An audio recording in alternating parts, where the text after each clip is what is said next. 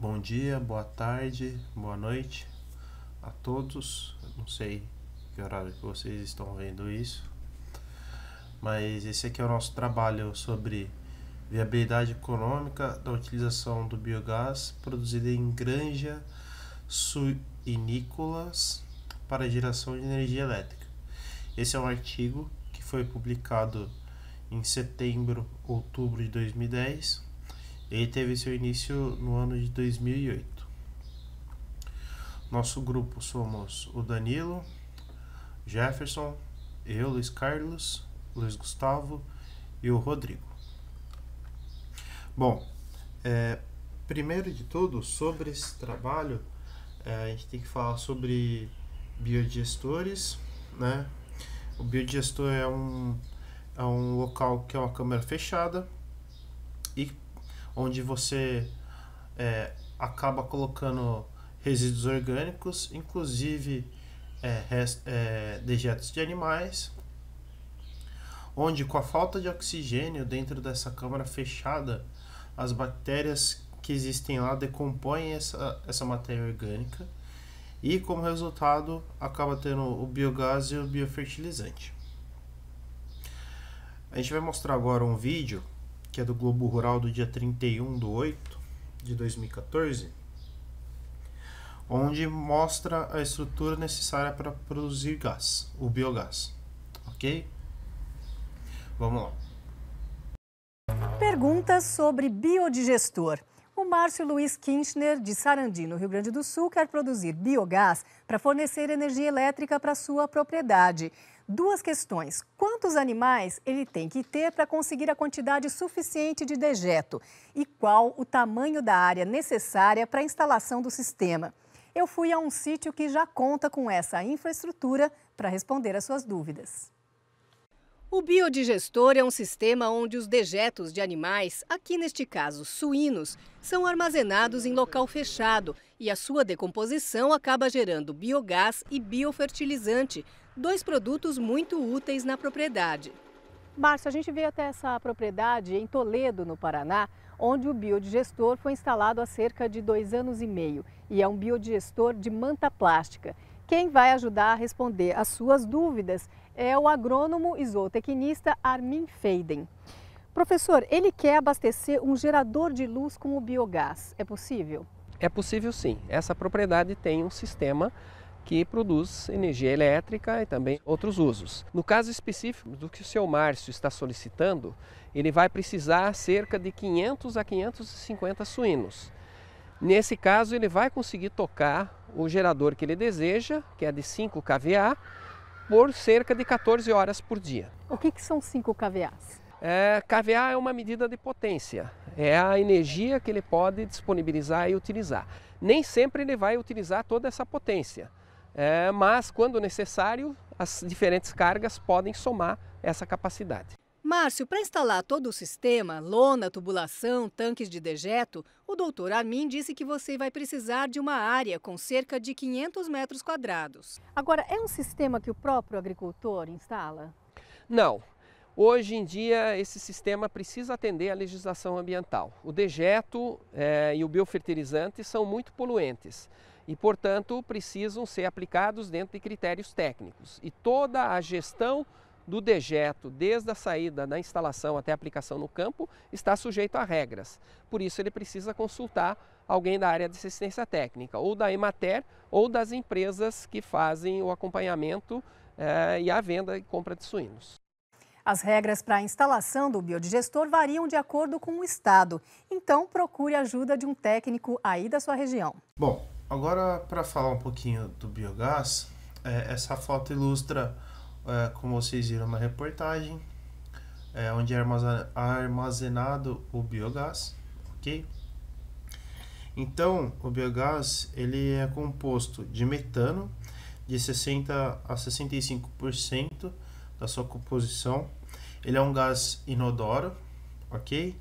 E no resto da composição existem outros gases, incluindo aquele gás que dá o cheiro do ovo podre, né? Então, quando fala que tem e alguns outros gases de cheiro desagradável também.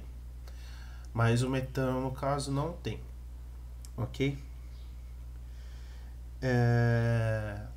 Então, dos dejetos de animais, por que foi escolhido usar os dejetos de suíno?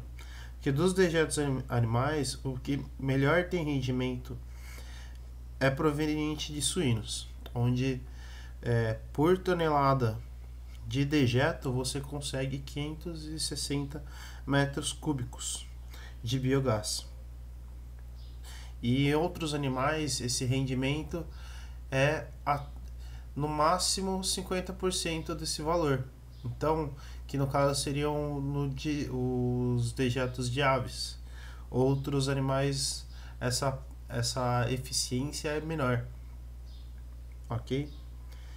Então, a partir do momento que você coloca os dejetos dos animais dentro de um biodigestor, ele começa a ter resultado 35 dias após a introdução dentro de um biodigestor.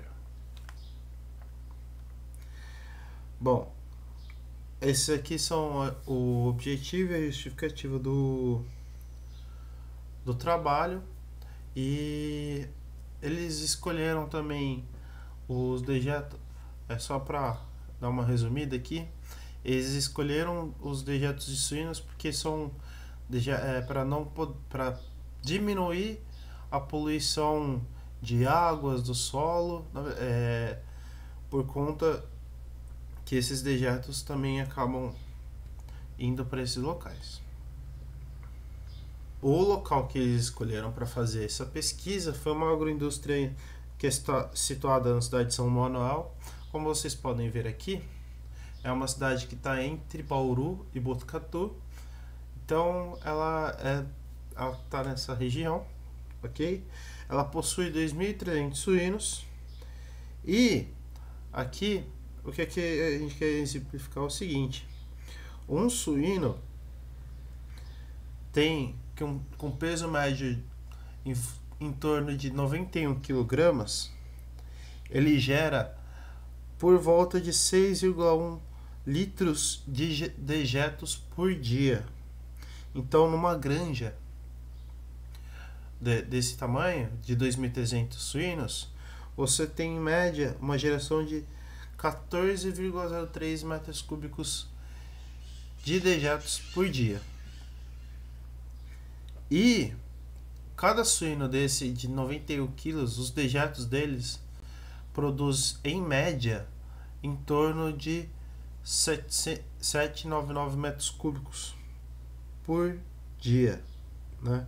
Dando uma produção aí, se a gente multiplicar aí por 2.300, vai dar em torno de 1.837,7 metros cúbicos por dia de biogás, de geração de biogás.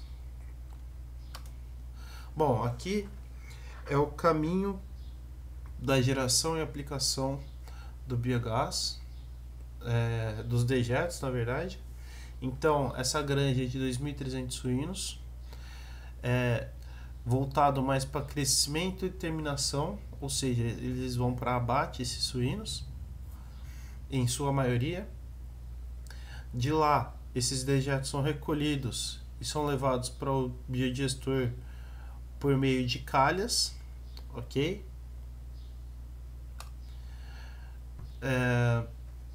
Esse biogás, ele, que é o tema desse trabalho, ele vai para um grupo gerador, que é onde vai ser gerada energia elétrica, e essa energia ela é transmitida para um galpão de seção de ovos, que é outra atividade que existe nessa agroindústria também. Mas também tem o biofertilizante, que é outro produto proveniente da biodigestão. Então ele é armazenado e por meio de uma motobomba ele faz a fertilização das pastagens que existem também, que essas pastagens também servem para a alimentação desses suínos. Aqui a gente tem os dados que eles utilizaram no trabalho. Como eu disse, esse trabalho é de 2008, o início dele. Então as cotações, os valores foram todos a partir do ano de 2008. A produção de biogás é de 6.700 metros cúbicos. A utilização média é de 10 horas e meia por dia, exceto os domingos e feriados. O período de utilização do gerador, no caso, vai ser das 7 às 17h30. Então, por isso dá esse período de 10 horas e meia. Essas são as convenções que vão ser feitas para fazer o trabalho, os cálculos desse trabalho. E o consumo, eu vou mostrar um pouquinho mais para frente, mas o consumo no ano é de 72.072 metros cúbicos, onde isso dá 10,74% do que a gente tem da produção, ok? Bom, aqui é onde eu falei ali atrás, esses são os tipos de suínos que tem nessa agroindústria, ok? Só que o que foi utilizado aqui, o que eles escolheram, foi onde a gente tem a produção menor. Então eles escolheram esse último aqui, que é o de exploração de engorda, que é aqui de fase de terminação, que é onde a gente consegue ter a produção mínima de biogás.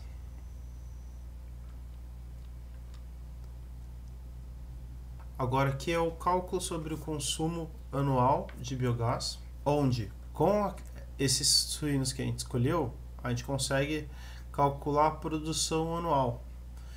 Eu falei no começo que dava 670 mil metros cúbicos, só que calculando pelo menor valor, a gente tem uma produção de 573 mil metros cúbicos por ano.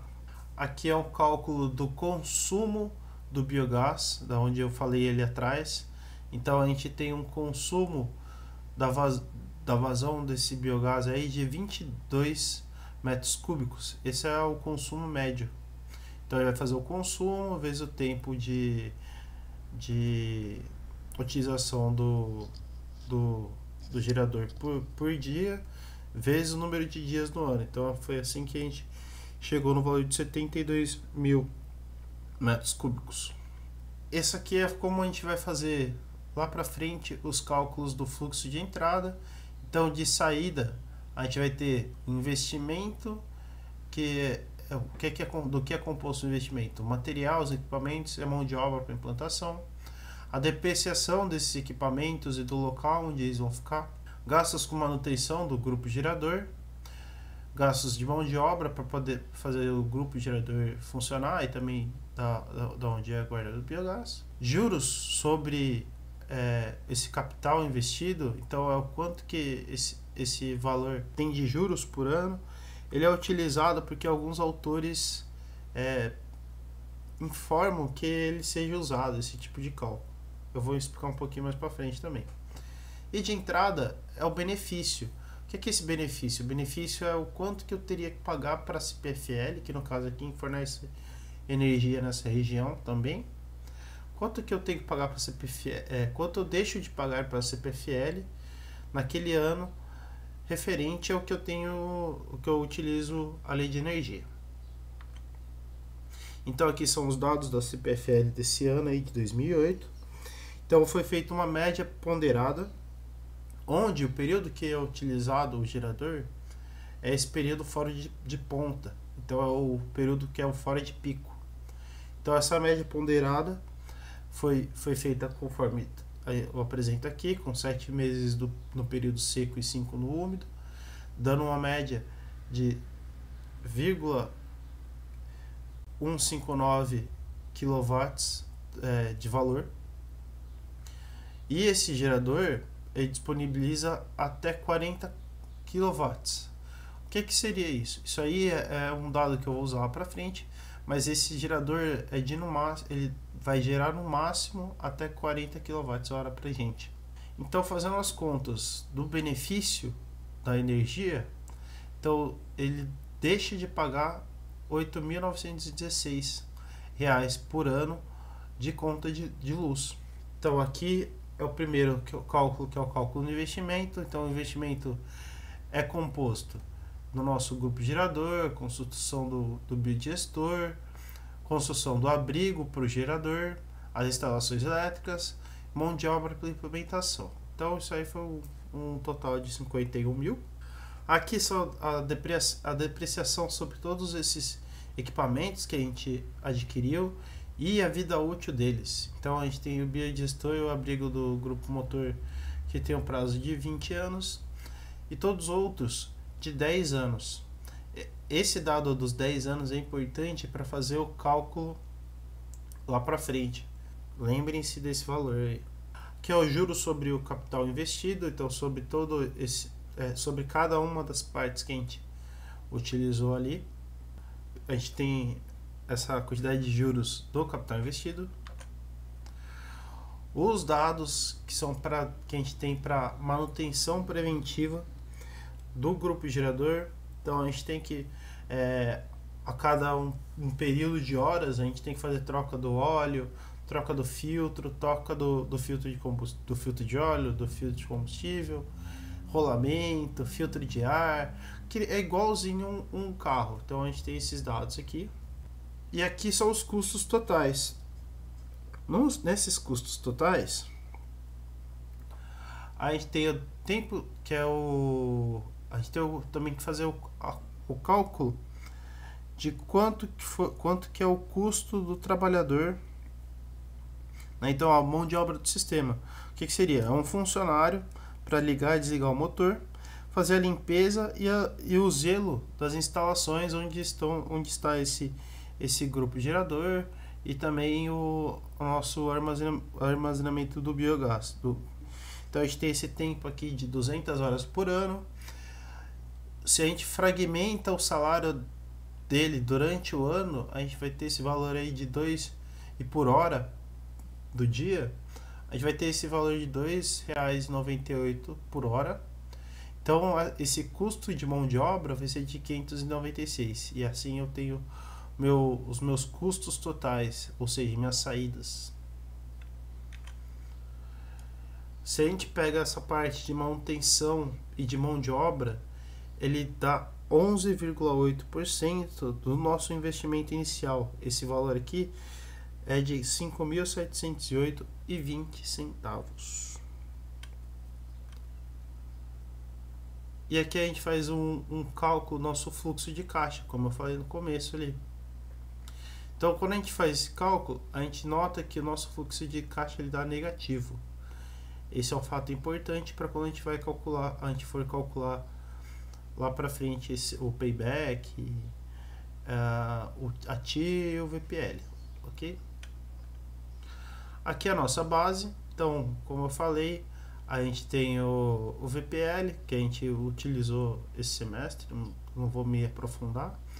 A TIR, onde a gente tem que saber se essa taxa de retorno ela é maior do que a nossa taxa mínima de atratividade, que para esse caso aqui a gente vai usar o valor dessa taxa de 5,64. Isso porque essa taxa é o quanto naquele ano a gente tinha para caderneta de poupança. Então esse é o valor que vai ser utilizado no trabalho. E a gente tem outro item que é sobre a relação custo-benefício, ou método custo-benefício. O que seria isso? O método custo-benefício é um indicador que resulta da divisão do valor atual dos benefícios pelo valor atual dos custos do projeto. E ele permite descobrir a viabilidade econômica de um empreendimento. Para que esse índice isso seja válido, esse índice tem que ser maior que 1. Então, quando o índice for maior que 1, indica que o projeto tem viabilidade econômica. Aqui então é como a gente fez os cálculos, ok? A gente não, né? No caso, quem produziu o artigo. Então, o fluxo considerado foi o fluxo de 10 anos. Né? Lembra que eu falei ali atrás da vida útil? Então, como a gente tem a vida útil, a menor vida útil é de 10 anos, então esse é o período do fluxo de caixa que foi considerado. A nossa taxa de desconto vai ser igual à taxa da poupança ali, da mínima atratividade, que é 5,64. O investimento, que foi a aquisição dos bens, né? Os benefícios que são provenientes do não pagamento da energia elétrica durante aquelas 10 horas e meia que a gente tem. Os custos anuais, que no caso são de 10 mil, isso porque os juros que a gente calculou, eles não entram aqui, porque são fluxos de caixa, eles já são descontados pela taxa de retorno. E como eu falei, a depreciação ela não entra aqui também, porque alguns autores, aliás, a depreciação ela entra porque alguns autores eles falam que isso afeta nos pagamentos de impostos e tal, então por isso que eu continuo usando esse valor, ok? Aqui só para falar dessa tabela aqui para vocês, então a gente tem um consumo médio, né, que foi feito. Tem outra coisa que o consumo médio registrado, né, para esse empreendimento é de 17,1 kWh. Então essa tabela aqui, eles fizeram o cálculo de 20 até 40 kWh porque foi-se mais necessário fazer a princípio esse cálculo, ok? Então eles usaram o tempo de operação, fizeram o cálculo do benefício para cada um desses consumos médios, o custo anual deles, que vai ser mantido igual, foi feito o cálculo do VPL, da TIR, da relação custo-benefício, o payback simples e o PBE é o payback econômico ou payback descontado. Quando é feito esses cálculos para cada consumo, a gente só é conseguido pagar no tempo médio de operação de 10 horas e meia quando tem um consumo médio de 35 kWh. E o payback, a gente tem um payback de 9 anos e é a primeira vez que o índice da relação custo-benefício dá maior que 1. Então, é só a partir de 35 kWh que a gente consegue ter esse retorno. Mas, o que é a grande jogada? Existem 3 horas que são os horários de pico que eles não utilizam. Qual que é a ideia? Então, a ideia é fazer a geração de energia nessas 3 horas durante o ano inteiro e essa energia ela ser enviada para a rede. Então, fornecer para a rede essa energia extra, porque eles não utilizam, e assim ser outro benefício também dessa geração de energia. Aqui a gente faz esse cálculo da energia para o período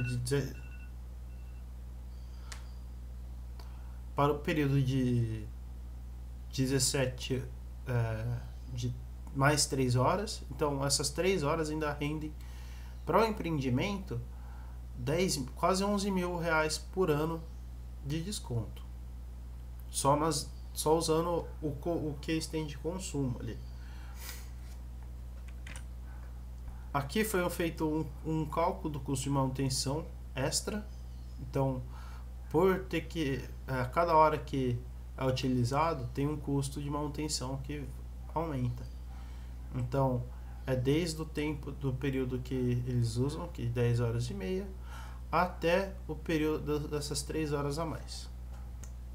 Bom, aqui são os dados da mesma tabela que a gente fez os cálculos anteriormente, só que qual que é a diferença? Aqui a gente inclui o consumo médio, 17,1 kWh, e desde desse momento, onde você utiliza até as 3 horas ali do período de pico, ou seja, ele fornece energia para a rede, no valor de 17,1 a gente já começa a ter o nosso resultado, a gente começa a ter retorno a partir de quase 9 anos. Então, fornecendo energia para a rede, a gente consegue ter esse valor de retorno.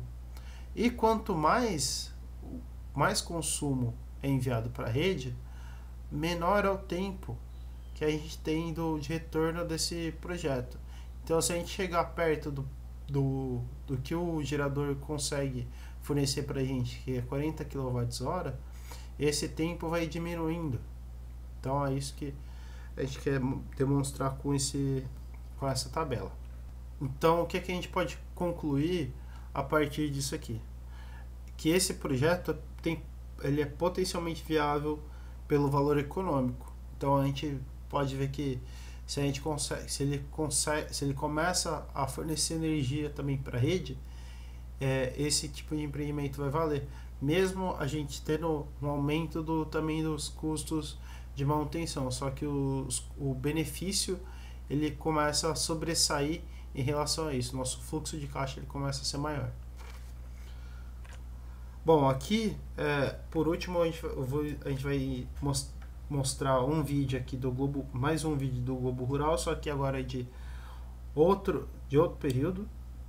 Ele é mais recente, ele é de 2018, onde mostram algumas outras aplicações do biogás. Inclusive é o que como eu disse, o biogás, um dos resultados da biodigestão é o biogás, mas também a gente pode usar o fertilizante, e além disso ele pode usar como a gente não tem o consumo inteiro do biogás durante o ano, ele pode ter outras aplicações. Então esse é um vídeo onde os produtores transformam dejetos suínos em energia lá no estado de Santa Catarina. Transformar um limão em limonada, ou seja, fazer um problema virar solução. É exatamente o que estão fazendo as granjas de suínos, que transformam os dejetos dos porcos em biogás. Uma fonte de energia renovável que traz vantagens para a natureza e para o bolso do criador. Não é de hoje que o Anélio percebeu que o investimento valeria a pena. Ele tem 38 mil suínos na propriedade, em Faxinal dos Guedes. E o que fazer dos dejetos dos animais não é uma preocupação. Com eles é produzido o biogás, que se transforma em energia elétrica. No início, a energia era usada apenas para movimentar o maquinário da granja, mas o negócio deu certo e o criador acabou montando uma pequena usina na propriedade. São 250 mil litros de dejetos de suínos diariamente, que vão para 7 biodigestores. A energia produzida por aqui é o equivalente para abastecer 1.800 casas durante um mês. A lona está assim, estufada porque está cheia de gás, que vai passar por todo um processo incluindo filtragem, até chegar aos geradores. O biogás é o combustível desse equipamento que produz a energia. Metade da produção é gasta na propriedade. A outra parte é vendida para a empresa responsável pela distribuição de energia elétrica em Santa Catarina. Hoje, qualquer propriedade acima de 3 mil animais já tem potencial para produzir uma boa quantidade de quilowatts. Hoje as leis ficaram mais acessíveis, a gente pode utilizar ela não só na propriedade, mas na casa, na cidade, aonde você tiver consumo de energia. Mas o gás dos dejetos não é usado só para produzir energia elétrica. Que tal um carro movido a gás biometano, um derivado do biogás? Este foi o resultado de uma pesquisa da Embrapa Suínos e Aves, na cidade de Concórdia, que usou os dejetos dos 300 suínos que eles têm nessas granjas.